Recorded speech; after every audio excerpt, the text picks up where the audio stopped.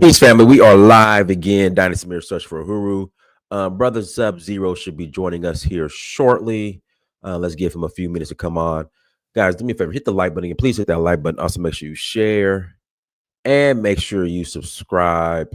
Listen, what we're doing on Search for Uhuru, we're offering actual solutions, okay? Even though Black people, I mean, if you look at the numbers, didn't really benefit that much from DEI, and it's a slap in the face that. And I was telling somebody this the other day, and much respect to the LGBTQ community.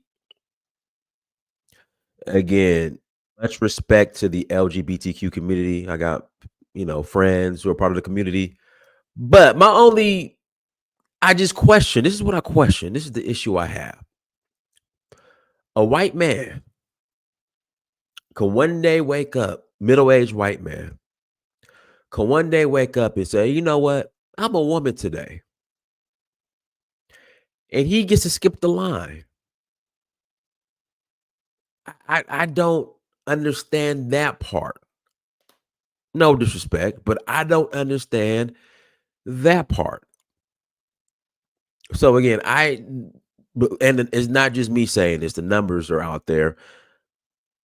Black people didn't really, like, we're the loudest about, DEI being canceled at a federal level, but we didn't benefit. We benefited the least from it. So I'm gonna bring on Brother Subzero. We're gonna have a conversation about just how to compete in a post-DEI world, because there are people who've been doing it and doing very well. Subzero. Hey, brother, how you doing? I'm good, man. How you been? I'm doing pretty good. It's been a long time. It's been a minute. It's been over a year. Yeah, man. So first of all, I'm glad you're having me. This subject is, I guess, dear to my heart. I run Lifting the Veil IT Academy, and one of the main things I want to tell people is, when they were screaming this DEI diversification stuff, I went to Afrotech, I went to Blackest Tech, and some people did get jobs. I'm not saying they didn't, but what I would find a lot of times is they would have certain bars that you would have to reach. And I always said, if you could reach that bar and get to that level, then you wouldn't need DEI, because that person would have other options. I went to Tuskegee University. People graduating from the computer science department didn't struggle to get a job if they were, if they had internships. So, and even if you had a degree, if you didn't have internships and you are, an individual that is, like myself, who graduated without a degree, with a degree, but no internship experience, nobody wanted to talk to me. And so just, looking at the landscape right now, this whole whining and crying about the DEI removal, I saw, and I got a clip of a video I want to show you. Yeah, go ahead and send it over. Okay, yeah, because this lady goes through, it's on Instagram, but she goes through just the entirety of what people are experiencing, or what Black people's experiences are with this DEI stuff. Let me let that. I'm gonna share my screen. Here you go. Okay. All right. So, all right. The Black community thinking that we are the recipients and benefactors of DEI programs and affirmative action programs. And I know affirmative action is no longer, but whenever they hear the term DEI or they hear the term affirmative action, we look to the Black community thinking that we are the benefactor. Now, here's some information for you. The number one recipient of DEI, white women. That is according to the U.S. Department of Labor. And others fall under that group, under the minority group, LGBTQ. Minority. Number one recipient under that group are Latino and Hispanic Americans. Mm, Number two are Asian Americans. mm, Number three are Native Americans. Number four, individuals with disability. Number five, veterans. mm. Okay. And number six, the LGBTQ plus community. And guess who comes last Black folk. at receiving DEI benefits? Guess who comes last? That's right. Black Americans. Black people. Let me also say, you can do a Google search and you will see the primary benefactors of DEI programs are not only white women, but white men, white male CEOs. Those are the ones who have benefited the most from DEI initiative programs. A lot of people are looking at the Black. Yeah. So as you can see, Right. I put that up there because she went to the Department of Labor and pulled the numbers. And we've heard this before. We knew white women were the number one benefactors of it. But the reason I gave you a call. The source. One second, DJ, Mr. Sandman. The source is not Instagram. The source is the Department of Labor. But go ahead, Subzero. Then I got another question for you after that. Go ahead. Yeah, no problem. So the reason I gave you a call today, I run Lift in the Veil IT Academy. I've been helping people navigate around these issues for about 8 years now. And I'm gonna just tell you, there's a method to the madness to be successful. I literally just watched a video one of my students sent me about a guy who interviews people in college that have went to college, got degrees, and can't answer basic questions that'll help them get a job. And so basically what I'm saying is the highest paying skill set or the highest paying group of people in America are Indian Americans. They outpace everybody by $30,000, $40,000 on average. These people have an average household income of $140,000. Now, they have a higher concentration of married people than other races, but other races have that are just as married still are behind them by $30,000, $40,000. And the reason this is happening this way is because a lot of them, when they come over here, they tend to gravitate towards the higher paying fields. They don't come over here and get into A+ certifications or something. If you see an Indian working at the Geek Squad at Best Buy, they're probably a high schooler. You don't see a grown man that's an Indian working in lower paying fields. They go into Salesforce, they go into ServiceNow, they go into database development, business intelligence. They get into these artificial intelligence, the higher paying fields. When I went to get my Salesforce certification, I sat next to, it was nothing but Indians in there taking the test. So as much as we talk about the H-1B visa thing, we're like, well, they're not going to allow us to get into that arena. It's a racket because the way you get into tech, there are a lot of ways you can get into tech. But what happens is we get stuck because we wind up coming from a perspective of, well, I'm just going to go to college, get my degree, and get that's first of all, that's the most expensive way to get in. Right. And like I always talk about, we've given millions. I've created like maybe $6-7 million of annual salaries for my students that land positions and counting. Because what we do is we focus on your resume and what it says. We focus on giving you real world experience, so you'll be prepared to be able to get out here and compete. So Subzero. So the why are Black people so outraged about this whole DEI initiative, even with the numbers that are out there saying that they least benefit from it? And I before you came on, I'm more offended.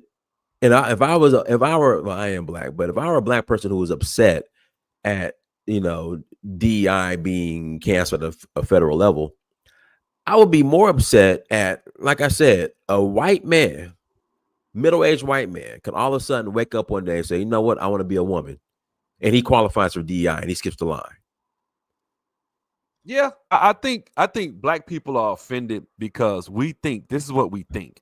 In our minds, we think that what we have is because of government programs. That's why we Mhm. vote Democrat. We vote Right. Democrat Right. because they say, well, the Democrats actually do something for black people. Mhm. They push social programs like Section 8, welfare, food stamps. Those Right. programs, which we all know is well documented, have crippled black people. And so when you talk about black people and you're talking about like, for example, this removal of DEI, and I did a video about this last night. I was telling people, look, this is actually a good thing because it isn't. I know sometimes it's two ways you can look at this. Let's say somebody's giving you, let's say you really were getting something that Mhm. you probably only got because you were black, right? And let's say they stop giving it to you because they're racist. One of two things are going to happen. If you, first of all, if you're a productive, I'm not talking about somebody that's dusty and lazy that doesn't want to have something. Right. I'm talking about people that are ambitious, that want to get out here and have something in life. Those people tend to have a mindset of go-get-itness. So they're Right. not going to just sit down and just let life happen. They're going to happen to life. So If Subzero, if I can interject real quick, I'm so sorry. So one of the arguments I've been having, or debates I've been having with people who are pro DEI, is the okay, Dinus. Well, everybody isn't motivated like you.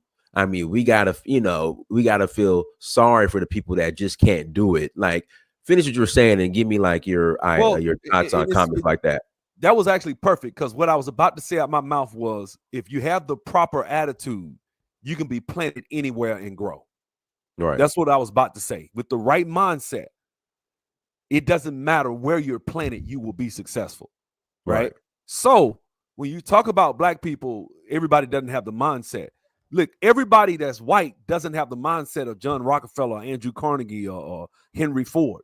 Right. But because there was a John Rockefeller, Andrew Carnegie, or Henry Ford, you have America. It built, the Robert Barons built the economic infrastructure of America. So when you talk about what I just talked about that person that got rejected, that's not lazy, that's a go-getter, they're going to find a way to be successful. It may take them a decade, but you have to go through that. Because if I was paying you, let's say, Dinus, I'm paying you $4,000 a month, and I'm Right. telling you, you can't have a job, you can't go out and do anything, you can't start any businesses, but I'm gonna give you $4,000 a month.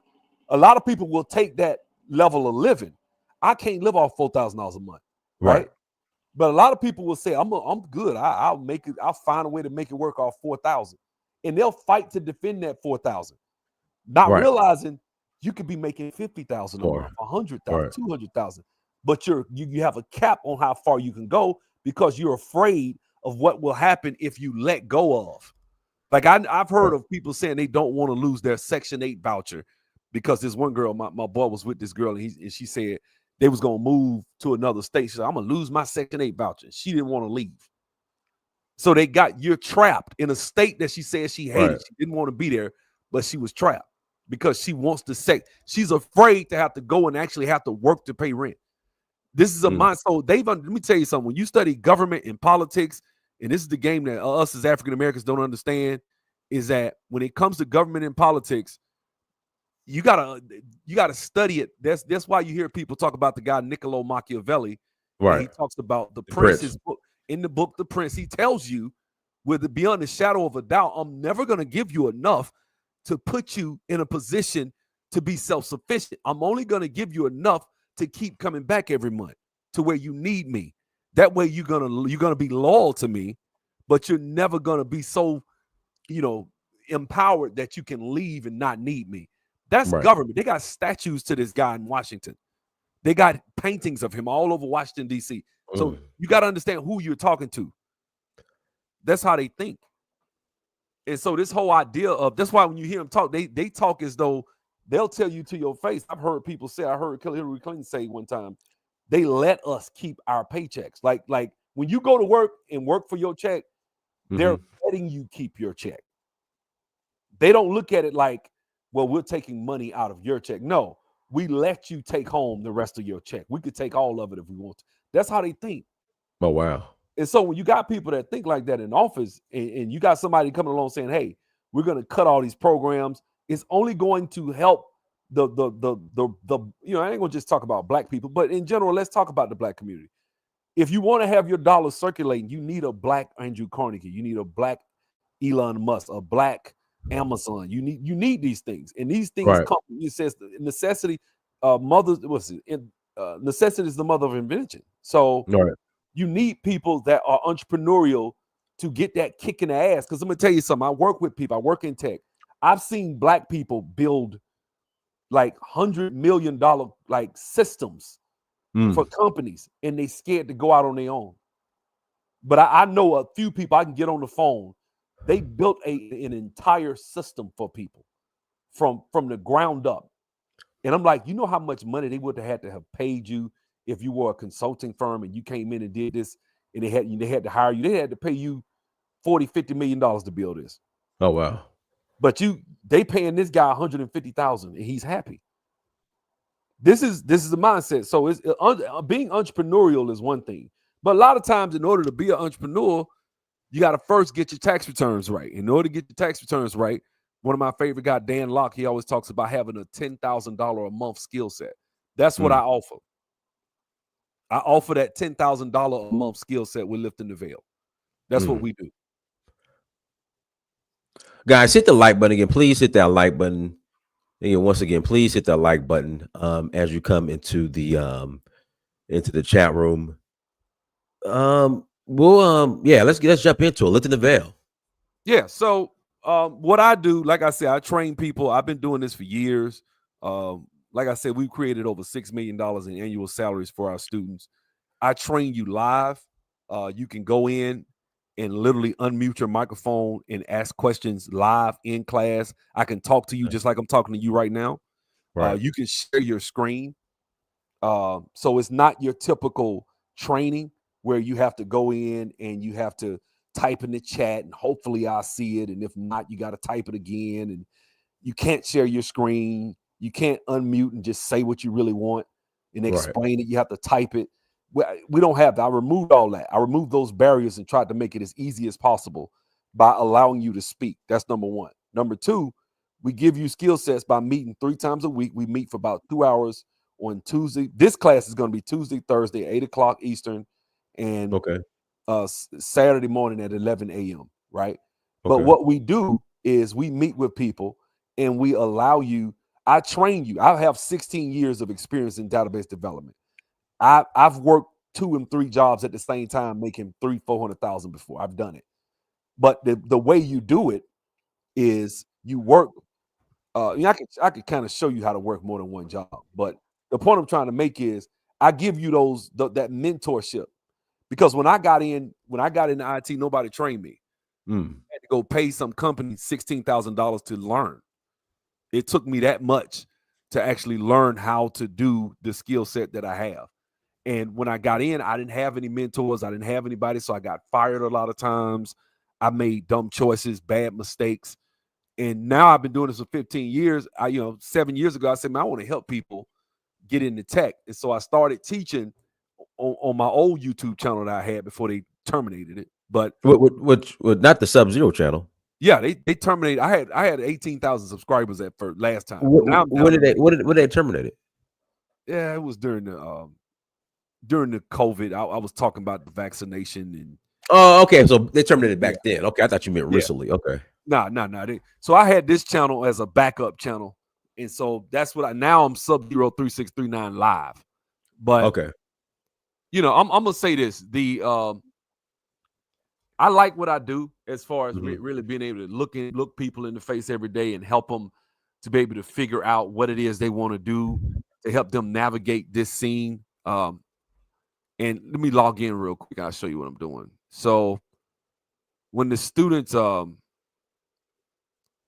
in, hold on. I got to log in. Give me 1 second. Sorry. But I can keep talking. So when you come in, it's a live situation. You got my personal phone number. We can talk, if you got any questions or if you're going on an interview. So like this is just this explains how to do everything. But this will be the class you sign up for right here to be data analytics. That's the class we're starting at the beginning of the year. Okay. This is the link to take you directly to class. Yeah, I coach you through finding a job, Christine. I have a few ways. I got a lot of people I've helped. So, for example, I had one student get a job, and he brought 2 other students with him because, well, he didn't bring them, but he Yeah, told but them, "Hey guys." that's what you're supposed to do. I think nepotism is far more effective than DEI, or can be. Exactly. So, me, for example, I live in Atlanta. If you live in the Atlanta area, I got this company, Scientific Gaming, that called me. They didn't call me about 3 or 4 times trying to get me to interview with them because I killed it on the interview. I went on an interview with them and I aced it. But I'm gonna tell you something funny about that interview. So I'm gonna show you something real quick. This is something separate. I'm gonna come back, but I want to share screen. Could you share this? I want you to share this here, this screen here. So this is the Facebook group for Lifting the Veil, right?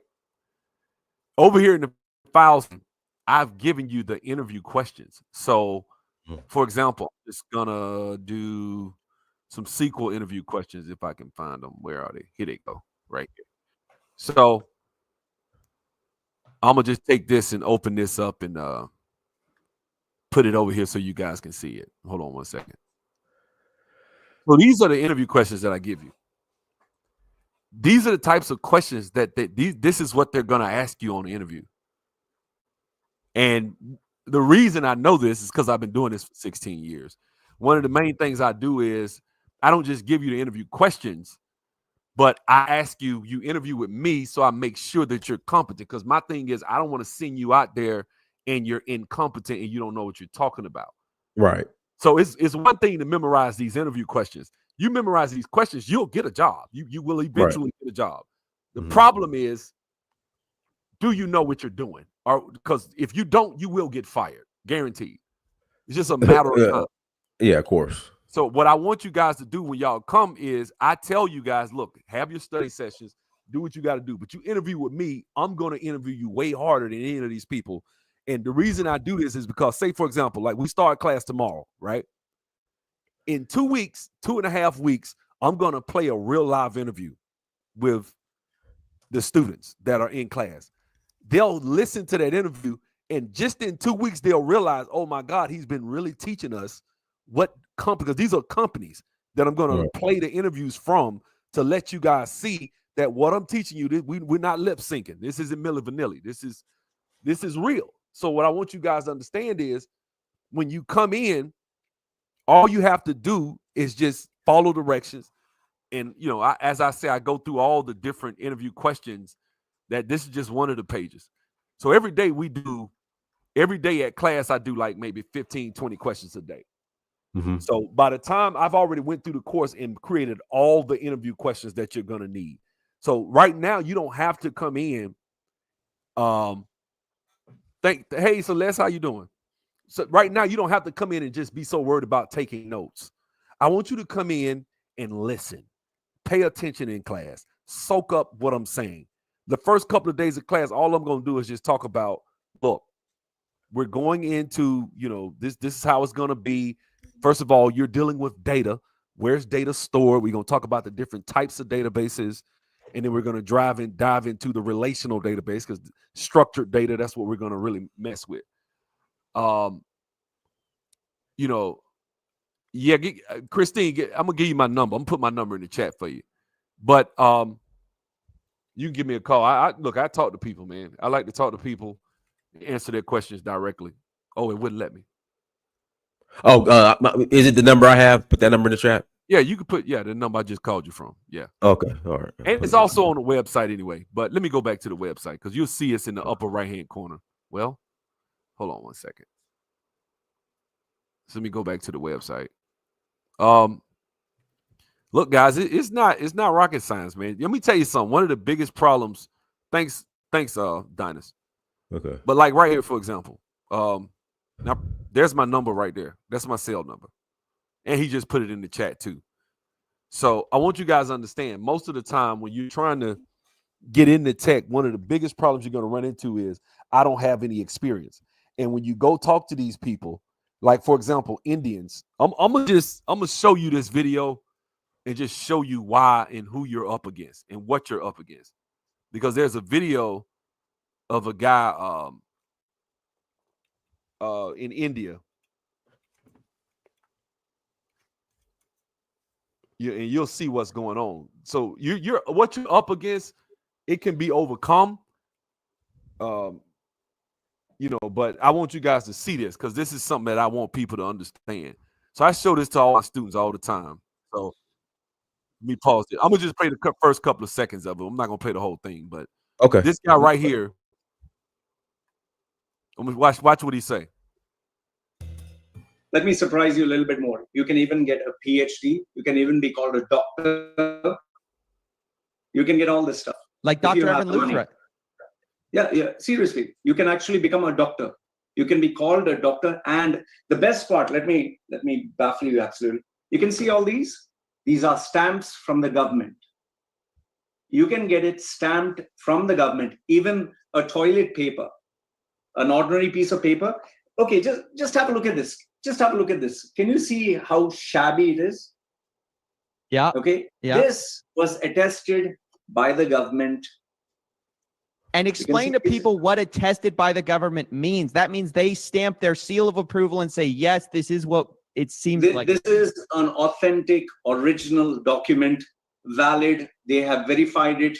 The college is real. The degree is real. The paper is real. You have like 5 degrees, a master's in chemistry, an MBA. You've got all these things, and you're going to break down how you got to them. This is really, really old, in the sense that I knew fake degrees existed right from. Let me explain something to you. Now he's talking about having fake degrees, right? This is what you're up against as Americans, and as and particularly as Black people.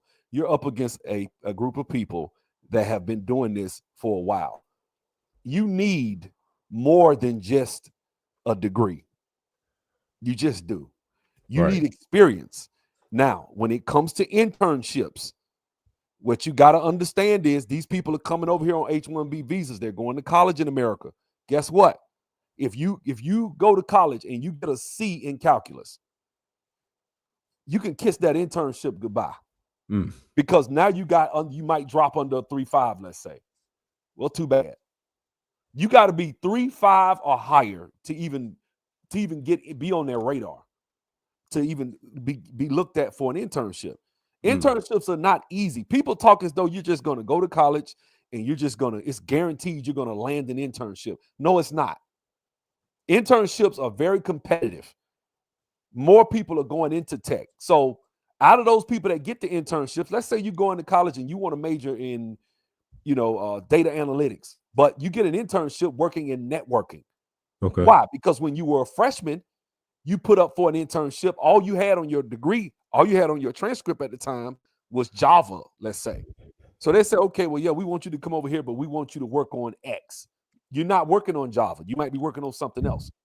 Well, guess what? When you graduate, your resume, because you got that first one, now you're more apt to get a second internship in a field that you didn't want, and a third. So what happens is you find people that do, because I do consultations. You see on the website it says schedule free consultation. I've been doing consultations. I've spoken with thousands of African Americans all over this country. I've met people with MBAs. I've met people with master's degrees, bachelors. People are suffering out here because what's happening is you believe a lie. Go to college, get your degree, and it's all just going to fall together. No, it's not. Right. That's not how it works. If you want to get that 6-figure a year, $10,000 a month job so you can start your business, because me, I never believe in working a job forever. I'm always about, man, get your paper right, getting the trucking, real estate, whatever it is you want to do. But you need good tax returns. If you're making $40,000, living barely able to make rent, you can't save up a down payment. I did a deal some years ago. I was able to, I saved up $20,000 in about 3 months. And that's with me spending money. That's with us taking trips, going all out the country, doing all types of stuff. But I still was able to save up the down payment to buy and put down on the property, cash. Because I have a skill set. I got a second project. I lived off my paycheck. The other project, I just stacked the money on the side. Now my rate's higher. I could do that with one job because I've been doing this for 16 years. So my rate's higher than normal. But my students are getting $55, $60. So you're looking at about $2,000, $3,000 a week that they're bringing home. That's the truth.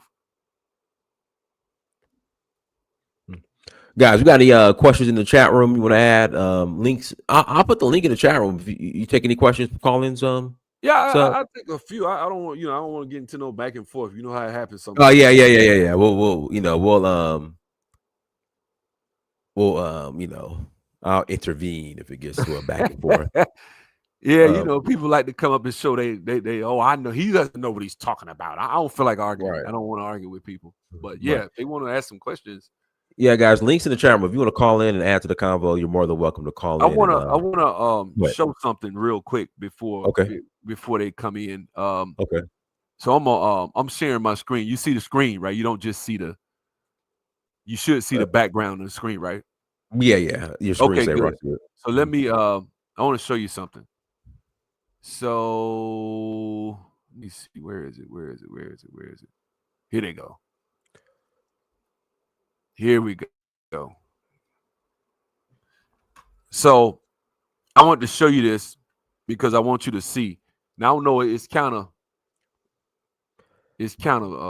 small, but I'm gonna come back to it so you can. I'm gonna zoom it in.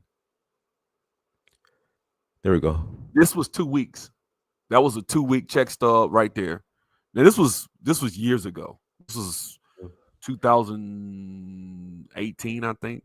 Mm-hmm. So 2019. Okay. This was a 4-day week for me right there. I missed one day that week. This was a 4-day week. This was a regular week right here. That's after tax. That's after they take their money out. What I think this was 1099. I think I couldn't remember. But as you can see, that's what I was making. So I was pulling about close to $5 a month. Yeah, I mean a week, every 2 weeks, and they would pay that direct deposit every Friday. That's good money. You know what I'm saying? I mean, the reason I'm saying is I don't think that's millionaire status money. What I'm saying is, I just want guys to understand when you get that type of money and you got a nice cash flow coming in, you're able to really, do what you got to do. Because as Dave Ramsey said, your income is your greatest wealth building tool. So if you need a big shovel, if you want to dig, let's say you in debt. Like I had when I first got in IT, I had $14,000 worth of tickets. I know. Yeah. I was gonna ask you. You tell that story about the So getting pulled over and stuff. I used to flip houses and I played basketball overseas. I owned a company. I've done a lot of different stuff. I owned a comedy club. I modeled in New York. And so after the comedy club went down, I was kind of broke, right? And so I started working as a produce manager at this place. And they were very funny about you not getting there on time, right? So I tried to get there on time as much as, I got wrote up a couple of times, but I got there pretty much on time. If you were 2 minutes late, you got wrote up, right? Right. And so, I got stopped in my house in my neighborhood one morning because I was driving real fast and skipped slowed down at a stop sign, didn't come to a complete stop. Cop wrote the ticket. I had my license. What was it? I had a license, but I didn't have any insurance. Right. Oh wow. So he wrote a no insurance ticket, and he wrote a stop sign ticket. Okay. About a week later, same cop stops me, gives me another ticket, or not a week, maybe a month or so. But by then, my license got suspended because I didn't go to court. So when he stopped me the second time, he wrote driving while suspended, whatever moving violation, no insurance, because I was broke, because I was making $400 a week. Right. That's how much I was making. I was barely able to survive, right? Got stopped the third time and a fourth time. By the time I got stopped the fourth time, he just kept writing them. He was a motorcycle cop, just kept writing these tickets out.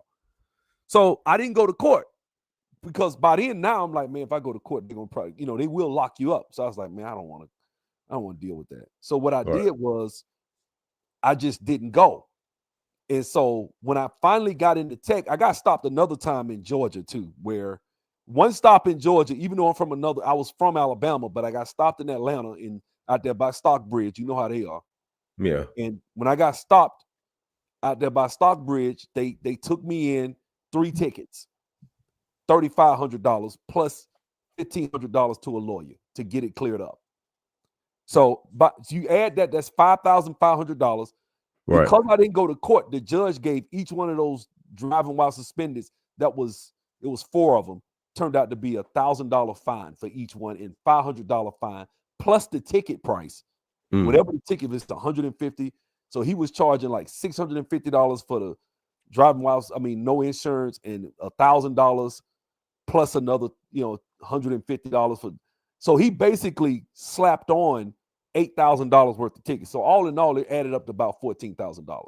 Oh Lord! No way in the world I would have been able to pay that. And I thought, I'm angry because I'm like, man, y'all stopping people that make 30, 40,000 and writing out $4,000 worth of tickets, man. Come on, Man, they don't care about that. That's cruel and unusual punishment, right? They don't care about that. So I got into tech, started working, paid off the $8,500, which I was able to do this in maybe a matter of maybe 2 months. That's just paying it out of each check. Then I got to Atlanta. I didn't have my driver's license, but I was driving. I had a car, got stopped. Guy took me in. I had the money. I had $7,000 in my bank account. I just went ahead and just paid the tickets right there. I'm going to be honest with you, man. If I was still a produce manager, there's no way in hell I'd have been able to pay those tickets. Right. No way. Hey, what's going on, Geechee Dan? How you been? Yeah, shout out to Geechee, and also Chrissy's on. Chrissy, you got a question? Yes. Hi. How are you doing? Hey, how you doing, Chris? How you doing? I'm good. Right. Yeah. So, well, first I'll ask about my children. So my daughter was taking, have you ever heard of Baiju? No, I haven't. Okay. It was a company out of India that was basically teaching children coding. They went under, and she hasn't been in coding for like probably close to a year now. Is coding the right, like when it comes to like, you talked about like, competitiveness and, future and all that kind of stuff and where the future is going. What is the right track for a young person, like to prepare them to be competitive? Because my concern always is I'm not gonna, you don't really know how to prepare them for the future of, I don't know what they should be doing, because they say coding is it, right? And things trend, and then they might come and say, well, coding is not it anymore. And then it's kind of like a waste of money, waste of time. I'm on the wrong track. So I don't want to be, especially if I'm investing money, I don't want to be on the wrong track. How old are they? She's 10 and my son is 7.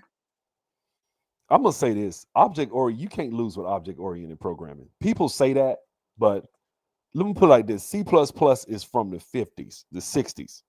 Okay. These are old, like COBOL.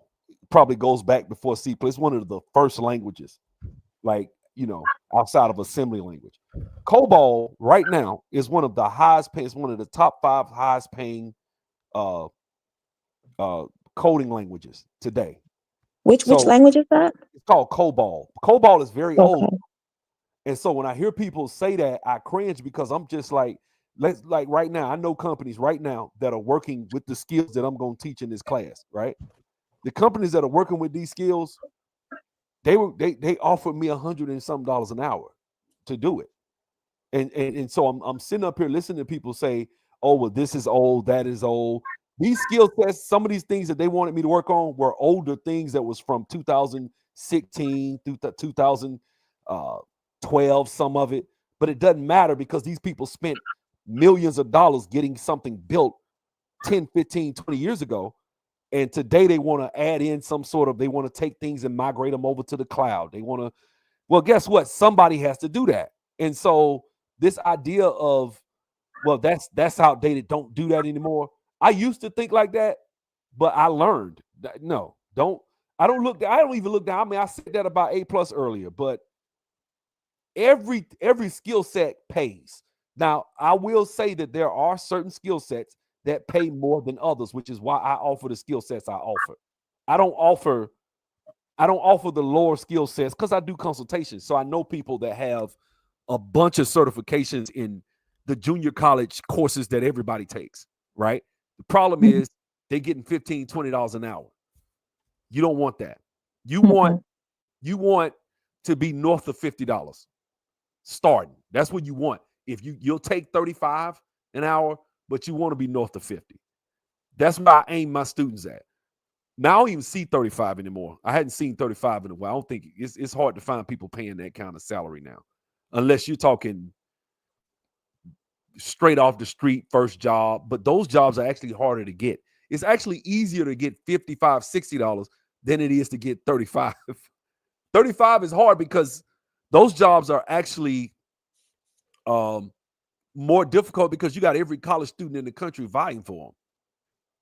So everybody that's coming out of college, everybody that, so I tell my students, yeah, you can apply for those jobs, but the jobs you really want, go for that senior level position. They'll be like, well, I'm not a senior developer. And as I read this job description, I only got about 60% of what they're looking for. Apply for the job. The hiring manager is the one that makes the decision. He or she knows what your resume says because they see it. So if they see your resume, they say, okay, she got SQL, she got this, she got that, this, Python. Okay. She doesn't have these things. Bring her in for an interview. They know what you know. They're just going to ask you questions about what you know. And are you willing to learn what you don't know? You put on your resume what you know. You might have a few bells and whistles that you didn't add, and they'll ask you, have you ever done X? Well, no, I didn't do that. However, I have done Y, which is what I tell my students. See, it's a way you answer things. I've been on the other side in the interview where I actually interviewed people. So I could tell you, if you record, my students, what they do is they record the interviews, right? So when you come through my course, you're going to learn. I'm going to play interviews that other students took. Those students got jobs because they recorded their interviews, sent them to me, I played them, we reviewed it, and I told them they suck if they suck, or I told them they were great if they were great. You don't get that. There's nobody that does that. And I think if you are the type of person that wants somebody to kind of hold your hand on that first, you need training wheels to get in, then that's what we are. That's what I like to consider myself. I don't consider myself, I got people, the first time you get a job, you're going to call me. That's just how it works. Sub, they got me doing this, man. I don't know what to do. I'll be like, okay, well, what did they say? Okay, read the ticket to me. What is it saying? Okay, go in the database and look at this, look at this store procedure. So I can kind of tell you certain things. I've been doing this for a while. So you won't just feel like a complete and utter rookie. Like I got fired from jobs. I didn't have anybody to call. So I got let go. So you don't have that problem. And so I've been, like I said, I've been fired. I talk about it all the time. I'm not ashamed of it. I think getting fired and learning what not to do actually helped me to be able to help a lot of my students. So I got students that are probably better developers than I am, which I'm proud of. I'm actually proud of that, even though I've been doing it longer. I got students that probably know SQL better than I do now. And my other question is for an adult because I know someone who is interested in IT, but they don't kind of know where to start. They don't have any IT background. How long is I don't know if is it a certification? No, it's not a certification. What I do is I teach, I'm going to teach you a skill set. Let me share my screen again, if you don't mind, Donis. Yeah. There you go.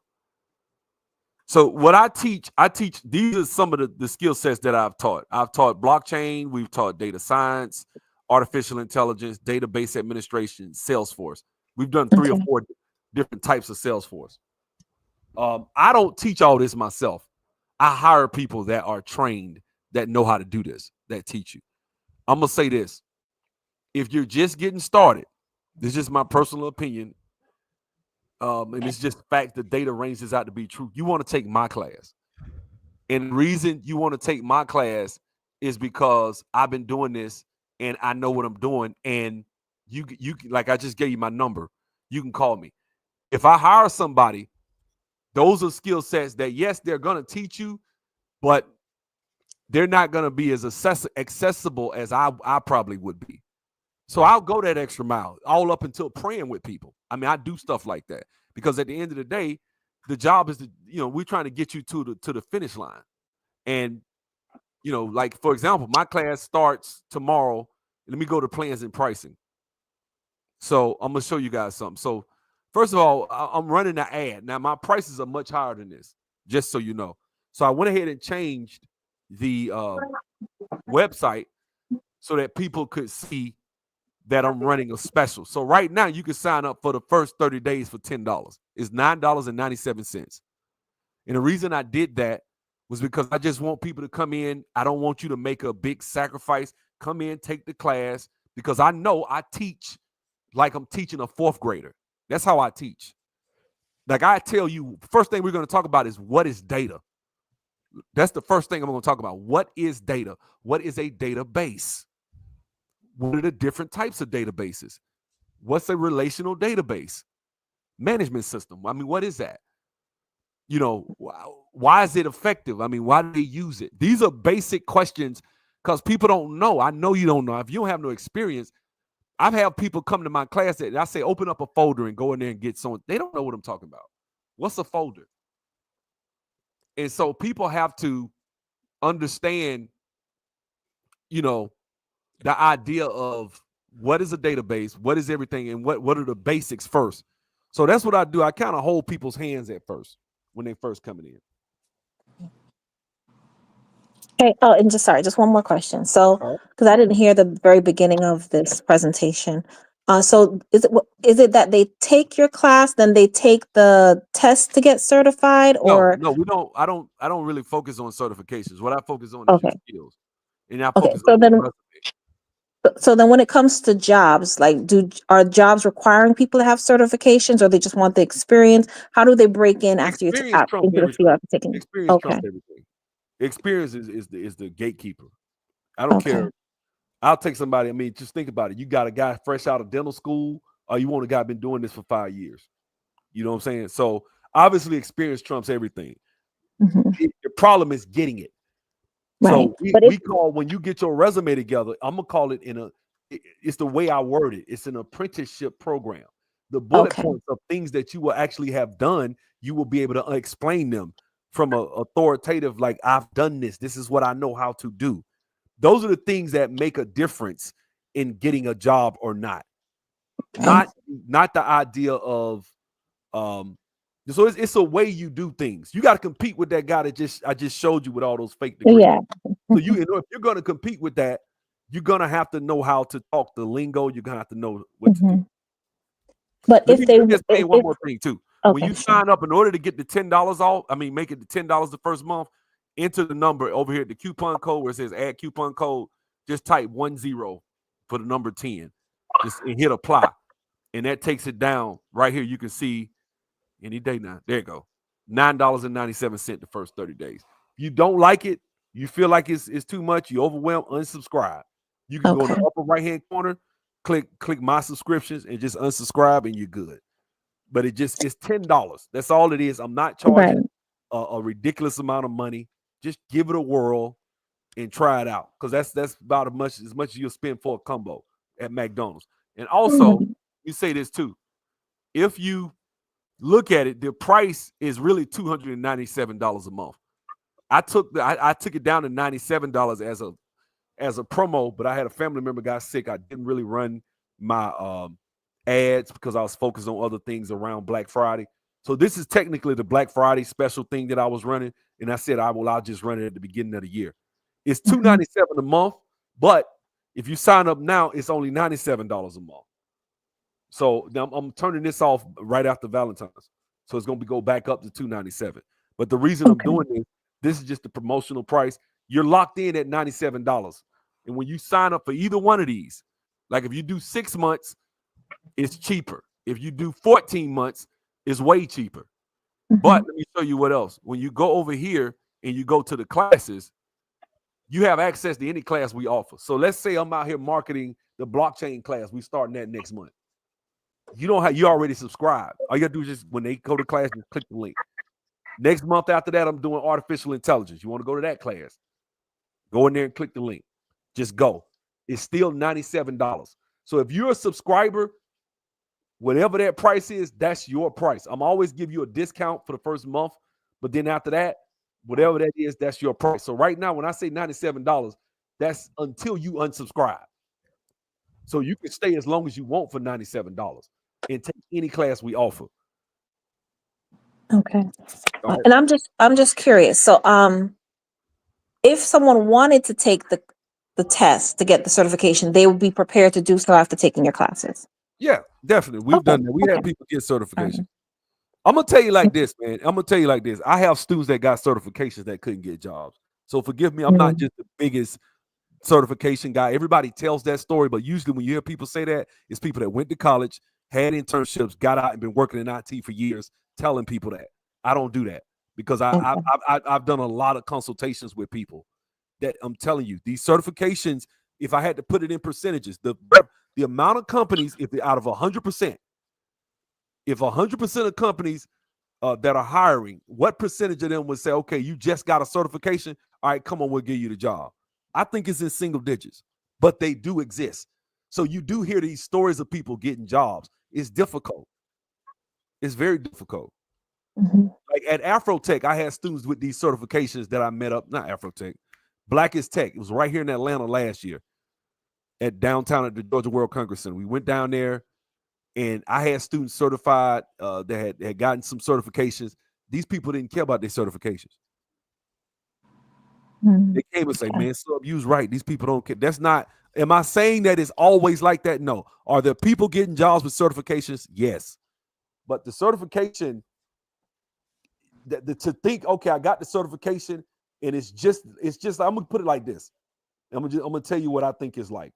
If you get the certification, you would think it should be just as easy as it is to get a job as a plumber if you got a plumber license, right? Everybody knows if you go to community college for 6 weeks or a month or 2 or however many months, 6 months, you get the plumbers, you pass the test, you can go work for a plumbing company. It's pretty easy to get a job. Electrician, pretty easy to get a job. Tech, you get those certifications, it's not that easy. So you do have to, it's a way you have to navigate this stuff. And the reason I'm saying this, I'm not jaded. I'm just saying I've talked to thousands of people, and I'm not saying I know everything, but from my personal experience, on average, that's why they call me, because they took the certification. They listen to the YouTube people with these people on these panels that been working in tech for 15 years. They got a job when they were 22 years old, telling them just to get a certification.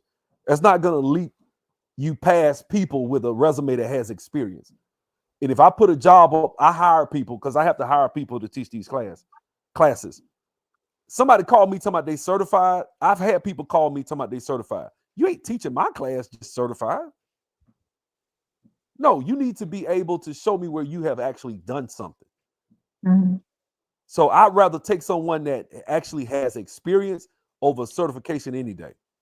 Okay. All right. Thank you. I'll be in touch with you about the courses for children, and I'll share this information. All right. Thank you. Give me a call if you got any questions. You can call me anytime you want. Wonderful. Thank you. All right. Okay.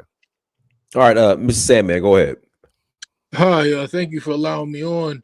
The question I had was in regards to the future and stuff like that. So Trump said he's investing $500 billion into Stargate, and I believe Stargate is the new AI technology, the new AI software that's supposed to be sweeping the world. And I assume that all of these companies are going to be moving towards that direction too.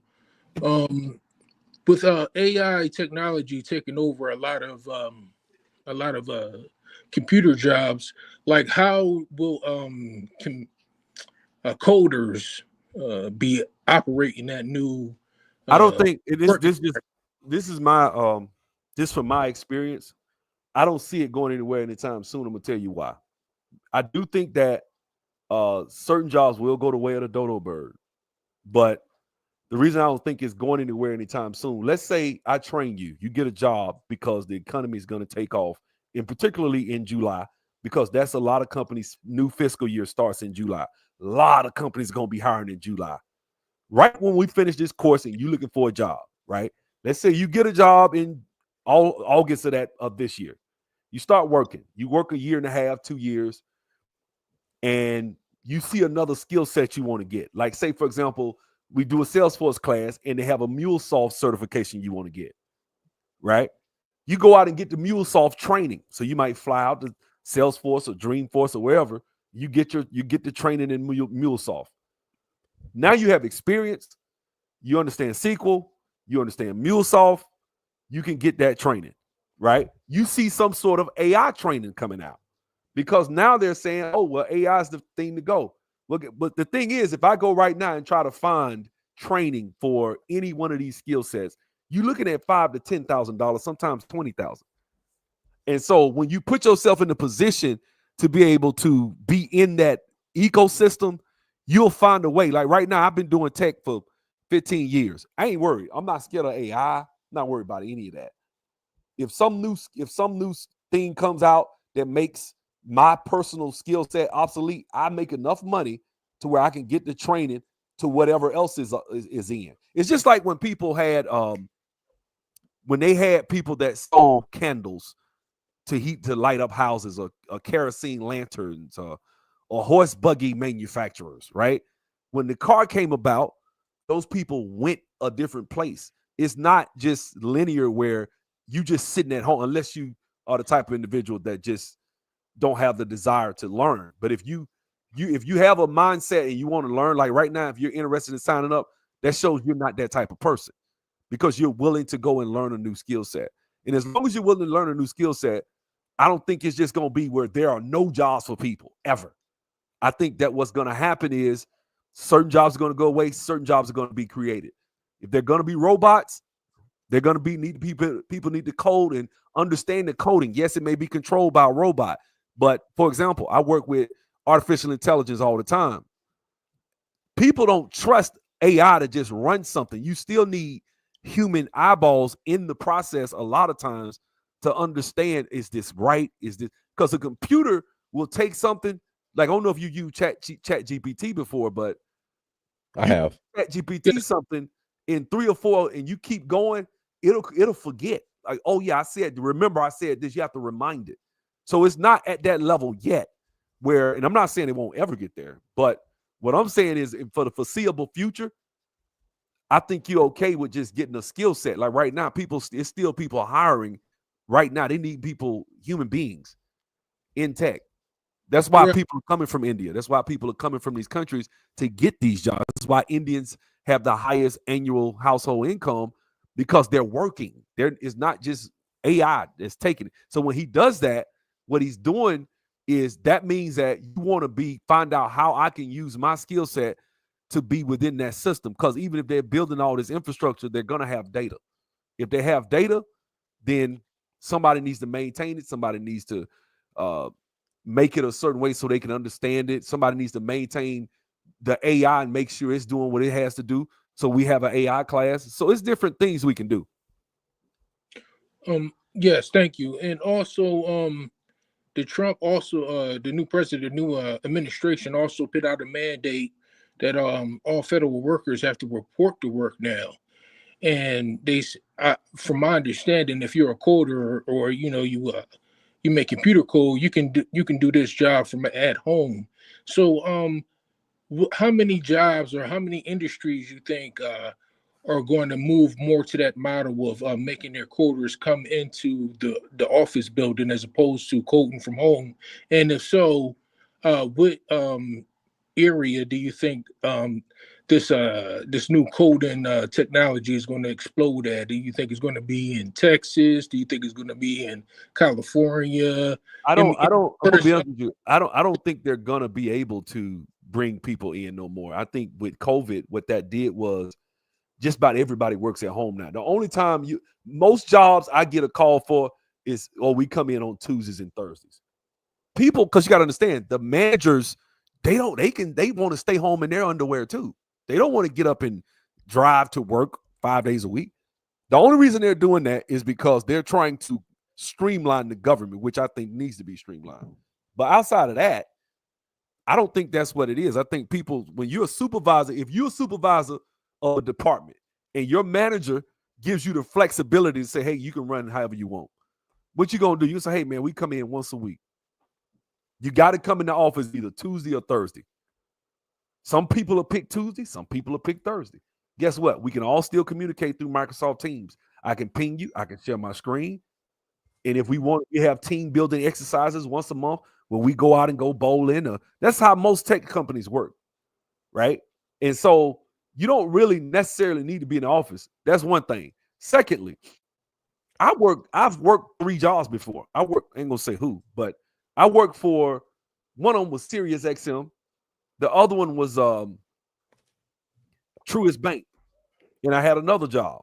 So I had 3 jobs. Per month, I was clearing a substantial amount of money. Every week I was getting, every Friday I was getting a large sum of money, right? The reason I'm saying that is because, man, these people don't care. A lot of people don't care.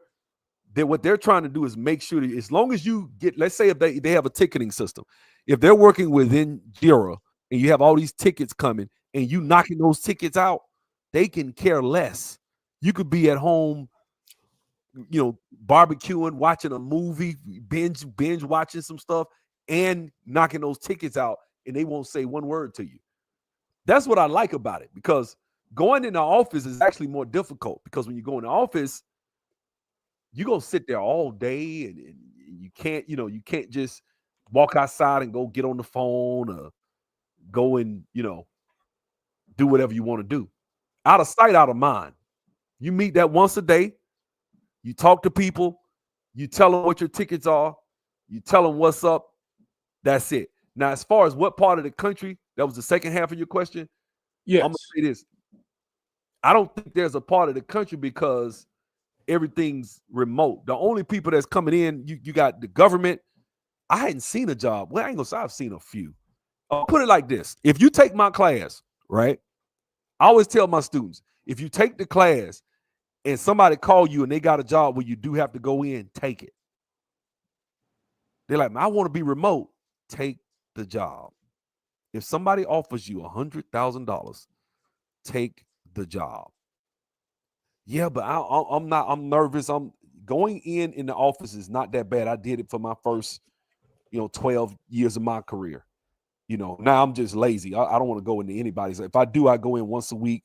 I just got back. I went to the office for like 2 hours a day. That's it. Turned around, came right back. And the reason I did that, I just to show my face, let them know, hey, I ain't just trying to, flake out on you guys. I am coming to work. But if I want to work another job, my wife upstairs, she don't work. I would just tell her, hey, when the laptop, I'm gonna work till 1 o'clock. I'm gonna get in the car, go into the office for 2 hours, come back. If somebody ping me, call me and let me know. Keep the screen open and keep Teams open. They don't know. They don't know what you're doing. Long as you getting the work done, that's the objective. And that's why they getting people back in the office, and that's why a lot of people are gonna quit, because that's what they was doing. You got people that's working for the government that's working 4 jobs. I'm telling you what they're doing. That's why, and now they're like, man, I'm just going to have to quit this government job. A lot of the government people aren't going back to work. They're going to quit because, I mean, you got 3 other jobs paying you $100 an hour, or 2. Let's say you got 2. You got this government job. They say they're paying you $150 a year base salary. That's what you make. So you make $150, and then you getting another, $16,000 every Friday direct deposit. You like, man, I'm gonna stay with these remote jobs. So my website is ltvacademy.com. Let me put it in the chat right quick for you guys. Yeah, you can pull up. I would say, there you go. I was gonna say, put it back on the main page too. Hold on. Here we go. The home page. Yeah. I'm sorry, man. I should have been had that up there. There you go. So that's the website, right? Oh man. It won't let me. Let me put it in the back chat. It's in the private chat right here, Donis. Okay. Yeah. So, when you work from home, man, you just refuse to go in. I'm not going in, bro. I'm just not. It's not you call me and you want me to go in. I'm gonna hit you across. I won't, man. Look, you want me to come in 5 days a week? Shh, you gonna pay me. I mean, you gonna really, really pay me to the point where you're gonna be like, man, I don't know if it's worth it. Like, yeah, you're gonna pay me north of, I want $150 or more. I'm not going into your office. I'd rather make $75 at home than go in for $100 an hour. I'd rather just stay home and make, you know what I'm saying? I will sacrifice that $1,000 a week. I'm not going into your office because that's it. But if you're a new student just getting started and you're one of my students, I'm not going to. I've had one student turn a job down one time because he wanted more. They offered him, this was back in the day, they offered him like 80. 75, I think. And he was like, no, I can do better than that. I said, bro, don't you turn down those $75,000? Man, I could do better than that. I said, bro, what happened was he took the class, and what the worst thing happened to him, he did his first interview and got a job offer, which that does happen sometimes. And he was good at interviewing. So he felt like, man, shoot, I can get another job. It's just too easy. It took him 6 months to get another job offer. And he told me, man, I should have listened to you, bro. I should have took that job. Take the job they offer you. If they offer you, because a lot of times, depending on how you structure your resume, if they think, okay, well, he just took lifting the veil and that's all he got, depending on how we set your resume, there's a couple of ways we can set your resume up. But depending on how you set your resume up, they might try to lowball you with $40 an hour or something. I say take it. Because that will allow you to, one, get experience. Two, you have people now that know you in a professional setting that you've actually, now when I go to another interview, you work that job for 6 months, you leave. Somebody say, okay, walk me through an average day on your last project. Guess what? You can talk about it. Well, we'll get in about 9 o'clock. We'll go through our scrum meeting at about 9:30. We would then, at that meeting, I would tell them about any roadblocks I'm running into. I would then go back to my desk, start working through my JIRA tickets, working on, say, for example, I have a ticket where I'm supposed to do some performance tuning. I will do that. A lot of times I might have to call a meeting with the end users and the business analysts, and we'll sit there and work out the kinks as far as if I'm working on a report. That's how you talk, because you did it. That's what you've done. I'm going to give you that to say anyway, because you come to lift the veil. That's how you're going to talk. You're going to talk like you know what you're doing. You've been doing it. You're going to say, you know why? Because you're going to be taking my experiences and you're going to be speaking as though they're yours. But when they take you to work and they say, all right, work your way through this code, you know what to do. You're not just, oh my God, I don't know what to do. That's why the course is 5 months, because you need that long to learn, and then you need to study. And it still might take you another month or two to pass my interview process. But once you pass my interview process, you're ready to go. Yes, you're going to get burned. Yes, you're going to go out there. You're going to get into these interviews, and sometimes they're going to knock you out the water with it. It happens. It happens to me. But I'm going to say this. Those questions that I showed y'all a while ago, those interview questions, that's about, if you go on an interview, and if it's a technical interview, which 9 times out of 10 is going to at least be a technical interview. If you do that and you go to that interview, 9 times out of 10, you're probably going to land about 85% of those questions are going to be something you saw on that spreadsheet. Most of the time. There are times where they hit you and it's not. I'm telling you, I got like 500 questions and growing. So if somebody comes and hits you with another question, I got you. That's just in one. Now, if you go into the ETL section, you go into reporting, we got Power BI, we do other things too. So it's not just SQL. By the time you go through all that, they hit you, it's going to be hard for them to hit you and you don't know what they're talking about. If you take this course, I guarantee if you go to interview, they ask you a question, you're going to know what they're talking about. You may not know the answer, because that comes to, a lot of times my students get on interviews. That's why I tell you guys to record the interview so I can help you. They get on the interview and they freeze. And and I'll be like, bro, they asked you a basic join question, man. You don't remember that? I spent a week on that, remember? Oh, yeah, I remember you said. I'm like, yeah, you shouldn't. Yeah, I tell you that. I said, man, you shouldn't have said that. Remember I said this in class? Yeah. Well, that's what they were asking you. They just asked you a different way. I said, but that made you sound like they were asking you to see if you were a junior developer. Guess what? Now that I told you that, next time you go on an interview, somebody asks you that question, you knock it out the park. Okay. And one last question, because I had to go real soon. To take your class, like, what are all of the equipment that I need? I assume you just need a Windows laptop. That's it. You just need a Windows laptop. If you don't have one, God, I got to call this other guy. But if you don't have one, I'm finna work with this guy. I'm gonna probably try to get something in the cloud where you can just, like, if you, instead of you just log into that. But at this point right now, we're focusing on just have a Windows laptop. You can get one on Amazon for like $120. Okay, and it has to be like Windows 11, the latest version. It would behoove you if possible. I mean, if you whatever. I mean, if you got an old laptop, at least try to have four gigs of RAM. Okay.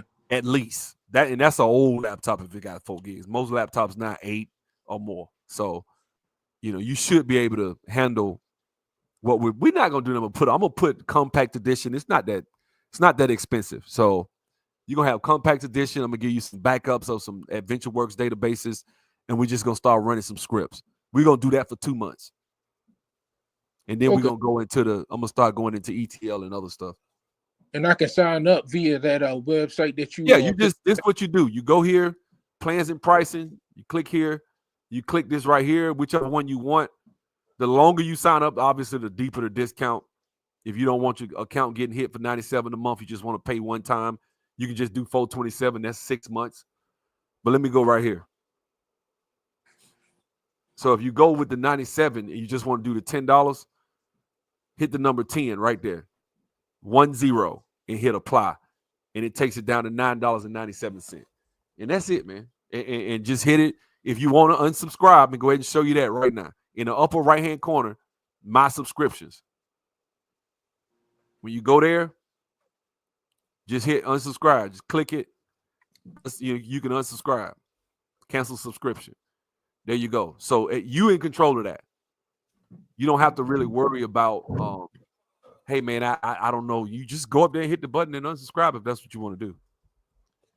I always tell people, if you unsubscribing because you've fallen behind, give me a call. And I'm behind, man. I'm still stuck on joins, and now y'all talk about ETL packages, and y'all talking about this, and I don't know what to do. Give me a call, because usually, and what I'm gonna go ahead and tell you this right now, because I'm gonna get that call from some people, because I always do. Guys, you're gonna get behind, because if I sit up here and talk for 2 hours on Tuesday, 2 hours on Thursday, you don't remember what I taught you. You don't know everything I taught you on Tuesday. Now I'm adding more. Then you come back Saturday, I hit you with some more. You don't remember everything I taught you on Thursday or Tuesday. So you're going to be behind. You're supposed to be behind because you're learning. There is a learning curve. If I could just tell you in a lecture and you pick it up and you got it, you would probably already be you'd probably be a millionaire, because you got a level of intelligence. So it's no to you telling you can do anything you want. I've never met anybody like that. Never. And I tell you right now, you need to study 2 hours a day. Now, if you study 2 hours a day, you can keep up. Most people don't, though.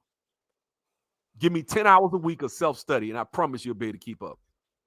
Okay, and you have set time schedules for your classes, or? Yeah, so if I go in here, the schedule for the class, we start tomorrow night, but right here, this is the schedule. It's Tuesday and Thursday at 8 p.m. Eastern and Saturday at 11 a.m. Eastern. So That's it. Classes anywhere from 2 hours, but usually I always do an hour and a half.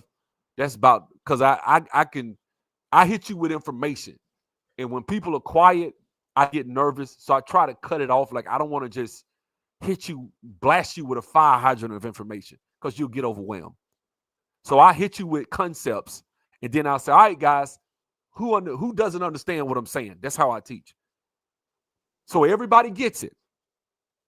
Okay, bet. So I'm going to ask some questions then. That's how I teach. That way, if I ask the questions, I'm going to hit somebody that's not muted, that's not saying anything. All right, how about you? You hadn't said anything. Unmute. What's this? I ain't going to lie, sub. I hadn't been paying attention. Okay. Do you want me to help you understand? So I try to do that. That's why I spend 2 months on SQL, because SQL's going to that's going to be on pretty much on most of the jobs you go on. They're going to ask you about SQL. So you got to know SQL. If you know SQL like the back of your hand, that's it. So my thing is this, is as far as the subject of the video, I don't know if Donis is still here, but Of course I'm still here. I'm going to say this. As far as the subject of the video, Black people, I've been training people, we don't worry about DEI. My students don't, because they don't have to worry about DEI, because they're competent. Competent people don't, look, man, companies want to win. So if they want to win, they're going to sign people, they're going to give people jobs that are competent. Competent people can hold their own. You can walk in a room and speak intelligently to performance tuning. I just did something today. I added some indexes to a couple of tables to speed up a query because it was very slow. But I knew that this was a reporting database, so I didn't have to worry about talking to the DBA. I just went ahead and added the indexes. But I tell you, don't just add indexes like that. You need to know what you're talking about. But if you can walk in that room and you can intelligently and soundly give sound advice, and you know what you're talking about because you've studied and you're competent, there's no way you got to worry about DEI because you're not average. You're not mediocre. You're not some little low level, or should I say average, in the sense that it's going to take a while to become very good at it. But what I'm saying is, you're not the individual that's going to come in there and you're incompetent and you don't know what you're talking about. You might not know something that happens to everybody, but and that's what people don't tell you in tech. A lot of people don't know stuff. That's not a deal breaker because you don't know. Don't let that be a deal breaker. Don't let it be, oh, well, I don't know, so I'm just going to run away. No, these people are not geniuses. They're not. Tech is not for genius. Everybody think, oh, you're tech. If you're a genius, then you'll probably be at the top of the company. Most people are average intelligence, can grasp concepts. All intelligence is, and I'm going to shut up, but all intelligence is the ability to identify differences. And so if somebody's more intelligent than you, it just means that they can identify a difference faster than you can. It doesn't mean that if you have a drive and will and motivation in the right mindset, that you won't get to the same exact destination. Yes, that smart person, like the tortoise in the hare. The smart person, they're the hare. They're very smart. But look what happened to the tortoise in the hare. He went to sleep. He went to sleep because he thought, oh, I'm so fast. I'm so smart. I don't have to work as hard. The tortoise just kept plugging away at it. Before long, it was too late because he had amassed such a distance ahead of him. That's what happens in life and in stuff like this. You just keep plugging away at it bit by bit by bit, piece by piece by piece. If you don't understand, take your time. Spend 30 minutes. Come to class. I help you learn it in 5 minutes because you can ask questions. But sometimes you might have to study on your own. You're reading, you're watching videos, you're playing with code, you're doing the things you're supposed to do. So that's how that works. Cool. Listen, we got any more questions? Anyone? I'll put the link in the chat room, and if Subzero wants to take some more questions, he can. If not, we'll go ahead and start closing out. But if anyone have any other questions? How is AI effective in coding, if at all? Well, what you do is, if you have to kind of just give ChatGPT, like, for example, you'll say, okay, I'm about to give you 2 structures of 2 tables. And I'm about to give you some examples of the data. I might give a couple of rows in a spreadsheet or something, upload it as a attachment. I say, I need you to join these tables together. I need this. I need that. I need it filtered for this and that. And then it'll just spit it out. So it helps, but you got to know what to do. You still, as a developer, if you don't know what to code, right, you can't just, you know what I'm saying? ChatGPT helps if you know how to code. If you don't know how to code, then it's like, if you could tell it something, but you don't know to filter certain things because the data, for example, like today I was doing something and I used ChatGPT and I said, give me the absolute value, give me this, give me that, because it's messing up. And it did, but it was wrong. And I looked at the code. I said, oh, it messed up. It used a designated word from SQL. And it didn't know what that was. I kept getting the error, and I looked in. I said, I'm going to put this in brackets. It wouldn't have known to do that. ChatGPT didn't do that. I figured it out because I know how to code. So you do have to know. I would say knowing how to code and ChatGPT is a very powerful situation because you're a much more effective coder. It makes you able to work faster than the person. So it speeds me up. I can get stuff done, but I still got to which tables to hit, why I'm hitting those tables, which columns, which tables am I going to join? I had to scour the database to find that out. I looked at the dependencies of certain tables. You got certain tools you use. These are artificial intelligence tools. They may say, okay, this database, This table has it's being used by 4 or 5 different. It's used by this stored procedures, being used by this view. It has primary keys, foreign key relationships with these tables. These are things that you want to kind of know so that you can say, okay, so let me go look at this table. Oh, so this table, when I join, if I were to create a join to this table, I can utilize these columns over here. Then if I take this column, I can join to the other table. And that's the column. Like, for example, I did 4 joins just to get to one column that I wanted. Sometimes you have to do that. So you got to know how to code. If you know how to code, yeah, ChatGPT, it's a monster. But trying to use ChatGPT instead of to make up for your lack of know-how, it'll spit some code out. You'll get an error. You don't know what you're doing. You'll give it the error. It'll tell you what to do to try to fix it. But you know, if you're a coder yourself and you can look and tell, oh, that's wrong. As soon as you get the error, oh, that's what it's doing. You know instantly. But if you don't know, you're going on a rabbit, you're going on a rabbit hunt looking for something that may take, a long time. You're getting frustrated. ChatGPT is good, but sometimes it just doesn't have the answers. Sometimes you have to know the data itself. You have to know what you're looking at and why you're doing what you're doing, because it'll spit something out and the code is incorrect. Something simple, it'll spit it out and you'll get an error, because people just assume ChatGPT is always right. It's not. And so that's why when I hear people fear ChatGPT, I'm like, they got a few generations for ChatGPT get that good, where it's just you can have a company and come and tell it to build out your whole system. Eventually that will get there, but by the end there'll be other skill sets that you can get to be vital, to be useful. Never just think, okay, I'm gonna get this one skill set and I'm good for life. No, you might have to go back in 8 years and get another, pay enough, but now you make enough money where you can afford it. These skill sets, man, I tell you what, go to New Horizons. That's the place where they go. First of all, they're going to train you in a week on SQL, which is damn near impossible, right? They're going to cram you through with the whole SQL, all of the different constructs in 1 week, 8 hours a day, 5 days a week, right? They're going to charge you about $2,500 for that. That's what you're going to pay. That's just one skill set. They're not going to help you with all this stuff I just said. Right?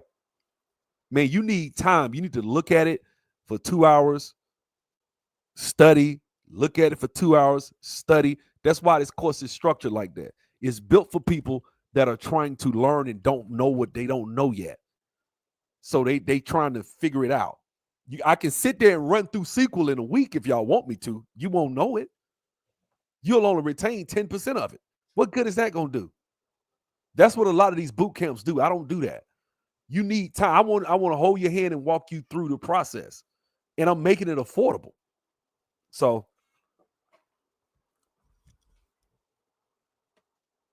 all right, guys. Any other questions at all? Subzero, if you're looking at the chat, do you see any questions you want to answer? No, not right now. I don't see anybody saying that. Yeah, it's a time saver more than that's all it really is. If you know how to code, ChatGPT is just a time saver. If you don't know how to code, could it help you? Yes. But you're not going to get a job. If you don't know, if I say, hey man, build this application, build this, build that, you ain't finna come up in there as a developer, not knowing anything and develop. You're not going to do it. Now, will they come out with something? Maybe. But okay, let's say a company has an old school system and it costs them, they're going to have to pay consultants to upgrade their system. They're going to have to pay developers to put the data into the whatever AI. They're going to have to build that stuff out. That's a job. There are companies that spent millions of dollars overhauling their system years ago. Now there are companies that are spending millions of dollars going back to on-premises servers and getting off the cloud for some reason. Some companies are starting to do that. Yes, I got students. I've taught students in UK. I taught a brother in Benin, and he got a job in Canada. First time he ever left his country. They paid for his visa and everything. I taught a dude in Singapore. I taught a dude in Australia. I've been doing this for 8 years. So that's why I'm comfortable with this, because I know what I'm doing. I'm not trying to say this like I'm smart, like I'm the best thing. And you'll realize that it's not about being the smartest. My attitude is I don't care about being the most intelligent. That doesn't matter. As long as I'm not stupid. As long as I'm not stupid, I can be successful in life. You can be successful. You don't have to be the most intelligent. You don't have to, we watch TV and we see all these geeks with the glasses and the pocket protectors, and they love coding. It's fun. And that's not who you have to be. That's not. That is not who you have to be get into tech. Can everybody do tech? Yes, but does everybody have the temperament? No. No, everybody doesn't have the temperament. But if you, a lot of times, man, I'm gonna tell you something. When I was young, I probably wouldn't have never, if you'd have caught me in high school, I wouldn't have had the focus, man. I was chasing girls, and basketball. That's it. That's all I wanted. Girls and basketball. That was my main thing. I was not a good student. Had you gave it to me at that time, I wasn't focused. 20s in college, same situation, right? It wasn't until I got out there, did my comedy club, played basketball overseas, did all the things I did, got a lot of that stuff out my system. Then I was in my 30s and I said, man, I'm ready to learn. I'm ready to focus. Then I taught myself SQL by reading books and failing, going and taking certification tests and getting my butt handed to me because I didn't know what I was doing. But I did it anyway. So I taught myself SQL, but that was, years ago. You don't have to do that anymore. That was the only way back then. Either that or go pay somebody. These people was charged. They've been charging thousands of dollars for years because it's a 6-figure skill set. You want to see my portfolio?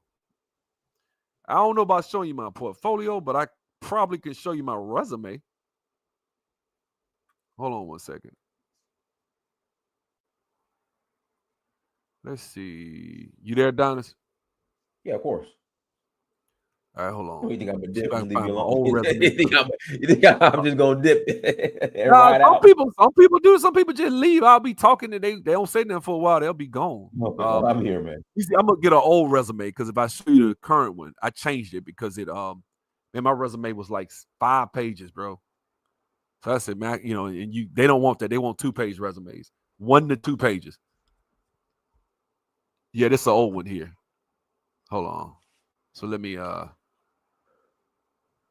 me share screen again.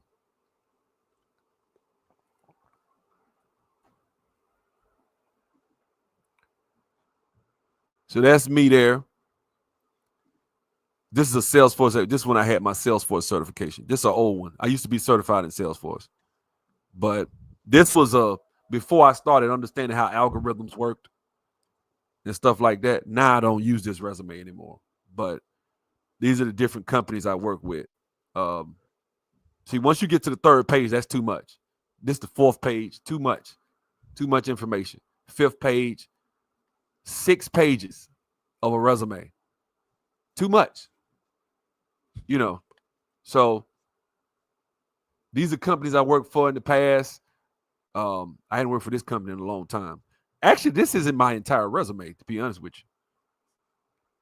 I got stuff I done did for a whole bunch of companies. But I don't put what I don't do. And I tell my students, unless you just getting started and your resume is not that thick, do not put a 3-month project on your resume. Just don't.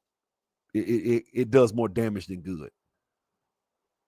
Because companies want to see you stay somewhere for a year or 2. So you got to be careful how you word your resume. Now, if you're just getting started, it's a little different. But once you get past that 3-year mark on your resume, don't be putting no 90-day projects, 6 weeks, 2 months. I've done a bunch of those. Hey, man, we'll pay you hey, man, we just need you for 2 months. I don't even have to interview. They call me. Hey, what have you done? Okay, all right, Monday we're going to send you a laptop. We're going to send it to you today. It'll be here this weekend. We're going to overnight it to you. Can you start work Monday? Yeah. And that's it.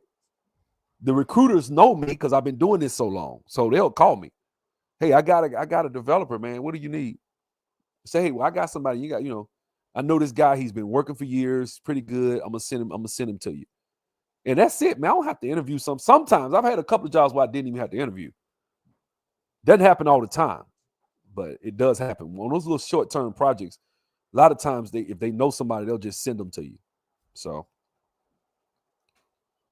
but yeah, so that's it, man. I ain't got nothing else to say, bro. All right, cool. Anything else you want to share in closing? He said, what languages are most important to learn first? I would say the first two languages, SQL and Python. I don't know Python, and I make pretty good, but I do know SQL. Just knowing SQL alone, I've had students learn land $50 an hour before they even finish the course. I had that happen. Doesn't happen all the time. Don't expect it to happen to you, but it does happen from time to time. Where somebody works at a company and then they go in there and they start talking and they say, hey, yeah, I'm learning SQL. Oh, really? Yeah, we need some people that know SQL. Go over to the tech department. Go talk to so-and-so. God did that. They turned him. They gave him like a $10,000 raise, and now he's gone. He doesn't work. Now he know he can make double what they was paying him. But still, he was making like $50,000, and he left. He worked there for about a couple of years, got his weight up, and he left. So those are the main two languages. If you just introductory, I'm going to teach you one of them cold. So that's all you really need to get started, to be honest with you. If you know SQL and just a reporting tool alone, you can comfortably make six figures. It's not even six figures is not even a big deal. You know, this whole, high value man, people talk about that. Like six figures is very obtainable. That's why I disagree with this whole thing about high value men and what they say they expect and how, like, I know a lot of dudes making twos in the twos, in the threes and in the ones, and they mid 100s, and they shy. They not out here like that with these women. So, I don't know if that's true. So, but yeah, that's about it, man. If y'all look, reach out to me, 678-627-2796. I've been doing this for a while. LTV Academy stands for Lifting the Veil. Went to Tuskegee, so Lifting the Veil, ltvacademy.com. Go there. We put the link in the chat earlier. If you want to, I'll put it back in right now. Yeah. If you want to get the discount code, just write the number 10 and hit apply for the coupon code, and that'll take off $90, and that'll get it down to $9.97 for the first 30 days. You can sign up, come on to class, come with a Windows laptop, and hey, man, I'm accessible, and I'm gonna go above and beyond and do my best to give you the best service I can. I'm all about good service and being professional. So I'm definitely gonna, give you guys respect and respect you, even though it's just $10. I damn sure appreciate it. So if you sign up, you're gonna get my heart and soul. I'm gonna give you the best service I can. Try to make sure you get where you're trying to go. That's my goal, because if you look good, then I definitely look good because I helped you. So I'm gonna brag. Like I said, I'm a big bragger on my students. So it is what it is. Yes, sir. Everyone, thank you so much for joining. Like, share, subscribe. Until next time, family. Dynasty Mirror Search for Huru. Peace. It's not mostly scripting, by the way. Me. You want to address some of his comments? Yeah, he asked, is it mostly scripting? No, I'm gonna spend 2 months teaching you how to code SQL, which technically you can call that scripting. But after that, it's gonna be doing other stuff. Oh, it's slow in Africa? Oh, I ain't know what to do. But I got some people in Ghana I'm actually working with right now, that new president. So anyway, that was it, man. No problem. Everyone, thank you for joining. Like, share, subscribe. Until next time, family. Dynasty Mirror Search for Huru. Peace.